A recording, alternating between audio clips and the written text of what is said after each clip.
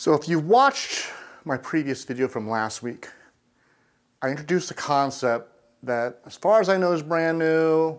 I call it chord mining. If somebody else is teaching it, that's my unique name for it. They're calling it something else. No, I'm not saying they'd be stealing it. I would say that two people have discovered the same concept independently, which is pretty cool too. Sometimes happens in science and other endeavors too, so that'd be neat. But as far as I know, it's unique with me. I'm not going to review part one, so if I'm going too fast, if I'm losing you, you need to go back and watch last week's video, just simply called chord mining. But I think of this video as part two, and what I'm going to do is kind of invert the concept I taught in my previous video. So without further ado, let's get into it. And by the way, if you like the content on this video, please like and subscribe. That really helps me out. So I'm going to take intervals. The favorite one I've been using is inverted thirds, otherwise known as sixes. I'm playing them on the 4th and 6th strings. I'm going to do in the key of E. Okay.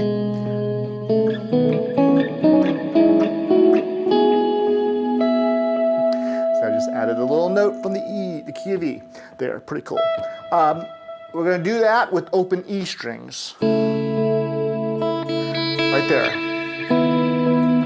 It's introducing us to the sound, or at least one of the sounds we'll get.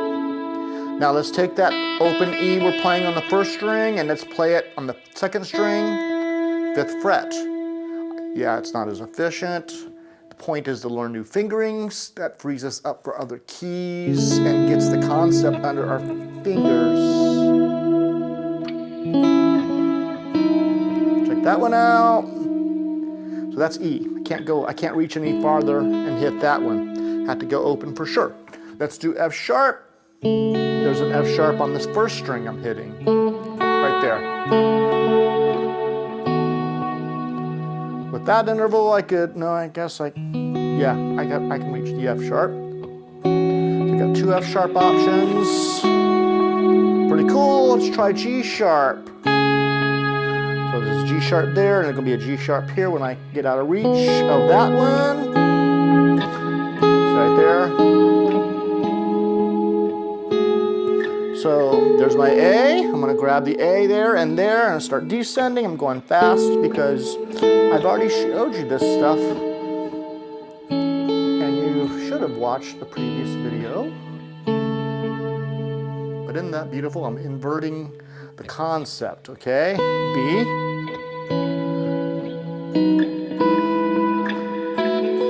That's a stretch. I'm a little surprised I'm reaching it. There's a C sharp on top. Just going through and picking notes in the key of E major and adding them to the top of my chord intervals.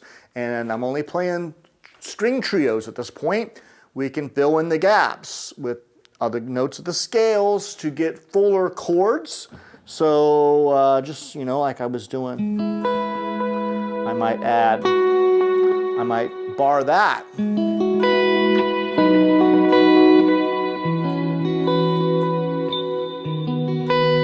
It's the bar. Because I know those notes are in the key of E major. I know my E major scale so well, I'm visualizing it. So that's an option. I can do that all over the place. So it'd come up with all kinds of interesting. So I'm adding a G sharp on top.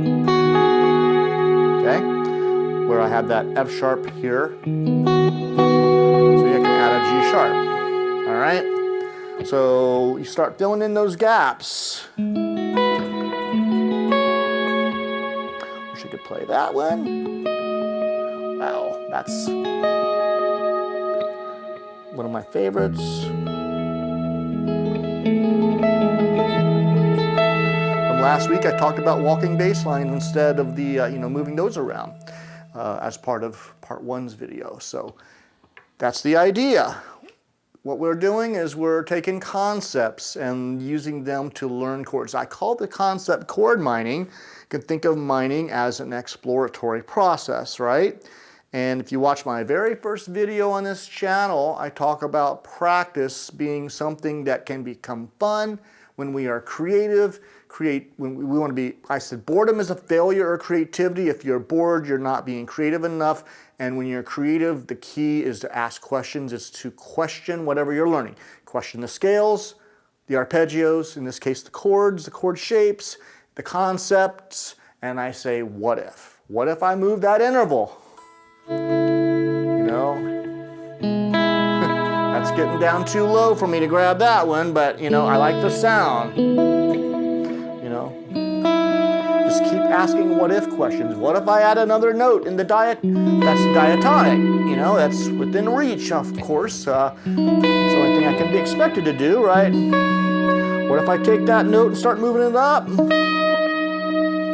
All my chords I really like are shaped that way, which is interesting. But what if I start shaping things that way? Do I come up with neat things, okay? Wish I could grab those and those at the same time, but I'm out of fingers. If I had a capo, I could do that. So, but those are the questions you ask. Sometimes you bang your head against the ceiling, you run into a roadblock like that, but you're questioning what you're learning, you're asking what if questions, and when you question it, you're being like a child. Children are great with questions. Why, Mommy, Daddy, where do babies come from? Why did Uncle Red say that bad word you told me not to say? Is that Grandpa's real hair, or is that a wig? All kinds of questions, right?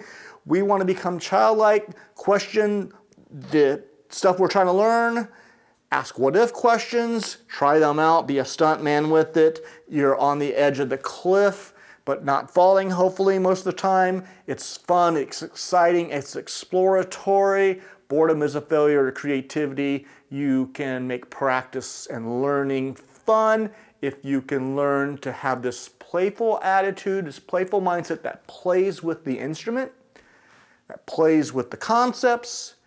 You play with music instead of playing music or playing guitar or playing the song or playing the riff. All good things, don't reduce it to that. Play with this instrument. Make all of this stuff your toy, and the concepts empower you to run off and become your own individual. So yeah, these chords, especially with those tones, kind of have an Eric Johnson feel, might remind you a little bit of Alan Holdsworth. I'm not as genius enough to play like Alan. He was such a brilliant player, and part of it was what I'm doing probably. He'd think of it a different way, probably a more brilliant way than I'm doing. And, you know, I don't know exactly. He's probably playing though more diatonic to melodic minor and other modes. That was probably part of the trick. And he might have just ditched all those frameworks too at times and just uses here. I don't know. But that's a little beyond me. That's where I'd like to go without turning into a player like that. I always want to retain my own identity and make for me, I want a style that's more accessible. And I'm going to take this stuff and throw it in someplace that surprises the ear and pulls you out. So anyhow, I probably talked too much after this video today. I think this is an exciting concept. I've got probably at least a third video I want to do on this subject of chord mining. I've got another little magic bullet concept I want to throw or add to this just to get you going some more. And maybe then, I don't know where we're going to go. But please don't forget to like and subscribe because I've got a lot of other content on the way. Thank you for watching. Until next time.